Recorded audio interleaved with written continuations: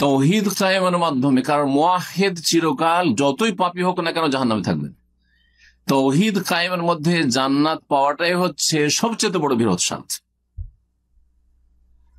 যেটা শিরকের ক্ষেত্রে ছাড় দিলে কখনো হাসিল হবে না, বঞ্চিত হইতে হবে। সুতরাং এখানে ঘোষণা আল্লাহ করতে বলছেন, ওমান আমি আল মুশরিকিন, আমি মুশরিকদের সাথে কোনো সম্পর্ক রাখি না, দিনই সম্পর্ক রাখি না। 25শে ডিসেম্বরে দুনিয়ার বন্ধুত্ব আর সম্পর্ক আর স্বার্থ ঠিক রাখার জন্য ক্রিসমাসের অভিনন্দন জানাবেন, না না না, আপনি কুনতা মিনাল মুশরিকিন বা সিরতা মিনাল মুশরিকিন, আপনি মুশরিকদের দলভুক্ত হয়ে গেলেন। আল্লাহ ঘোষণা করতে বলছে, ওমা আনা মিনাল মুশরিকিন, আমি মুশরিকদের অন্তর্ভুক্ত নই। যদি আপনি কাউকে অভিনন্দন জানান, যদি আপনি কাউকে আপনি এইরকম কিছু করেন, অভিবাদন পেশ করেন, কারো অনুষ্ঠানে শরীক হন এইরকম, তাহলে চিন্তা করুন। শেখ ইবনে বাজ রাহিমাহুল্লাহ, শেখ ইবনে উসাইমিন এই মাসলাগুলি নিয়ে আলোচনা করেছেন। যদি একজন লোক মদ খায়, মদ খাচ্ছে আর ওকে বলছেন যে ওয়েলকাম, হ্যাঁ স্বাগতম, কেমন লাগছে কথাটা শুনে? পারবেন করতে? সামান্য ইমান থাকলে আর জ্ঞান থাকলে, যে মদ খাচ্ছে আর জেনা করছে, হ্যাঁ নারী পুরুষ, আর আপনি বলছেন যে ওয়েলকাম ওয়েলকাম, পারবেন করতে? অসম্ভব। জেনা, মদ খাওয়া, এই ধরনের এগুলো জুয়া খেলা কাবিরা গুনাহ, ঠিক না? বড় কুফর না, কিন্তু শিরক সবচেয়ে বড় গুনাহ, তাই না? ইসলাম থেকে খারিজ করে দেয়। যদি কেউ বলে যে আল্লাহর সন্তান আছে, কুফর। লাকাদ কাফারা আল্লাযীনা ক্বালু ইন্নাল্লাহা সালিসু সালাস, আল আব ওয়াল ইবন, পিতা পুত্র, যদি এসব কথা বলে তাহলে সে কাফির হয়ে গেছে। লাকাদ কাফারা আল্লাযীনা ক্বালু ইন্নাল্লাহা ওয়াল মাসীহ ইবনে মারইয়াম,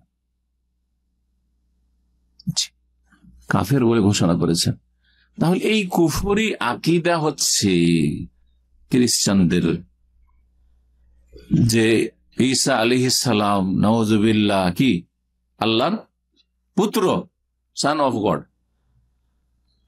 আর এই সান অফ গডের কি হচ্ছে জন্মদিবস হচ্ছে 25শে ডিসেম্বর, আর সেই দিনে আপনি অভিনন্দন জানাচ্ছেন। তাহলে একজন মদখোরকে, জেনাকারীকে অভিনন্দনের চাইতে বড় অপরাধ করলেন কিনা? কথা বুঝছেন না? বুঝছেন না? বুঝে আসছে যে ওরা এই কুফরি আকীদা নিয়ে যে আল্লাহর পুত্র এই দিনে জন্মেছে 25শে ডিসেম্বরে, সেই দিনে ওদের আকীদার উপর, এই বিশ্বাসের উপর অভিনন্দন জানাচ্ছেন আপনি, অভিবাদন পেশ করছেন, মুবারকবাদ দিচ্ছেন আপনি। তাহলে আপনি শিরকের ওপর, কুফরির ওপর, কেউ প্রতিমাকে সেজদা করছে, পুতুলকে সেজদা করছে, তাহলে কোনো ব্যাপার না, আপনি তাকেও বলবেন যে মোস্ট ওয়েলকাম, বলবেন তাহলে, হ্যাঁ স্বাগতম, একই জিনিস, একই জিনিস। আপনি জেনাকারী মদখোরকে অভিনন্দন জানাবার চাইতে বড় অপরাধ করলেন। যে শিরক এবং মুশরিক থেকে ধর্মীয় ক্ষেত্রে সম্পর্ক ছিন্ন করতে হবে। দুনিয়ার ক্ষেত্রে সম্পর্ক রাখেন। নবী করিম সাল্লাল্লাহু আলাইহি ওয়াসাল্লাম ব্যবসা বাণিজ্য, লেনদেন, কেনা বেচা সবকিছু করেছেন। পার্থিব চুক্তি, যে শান্তিতে আমরা বসবাস করি মদিনায়, তোমরাও শান্তিতে থাকো, আমরাও শান্তিতে থাকি, আন্তর্জাতিক চুক্তি সব করেন, কিন্তু ধর্মকে বিক্রি করে নাই।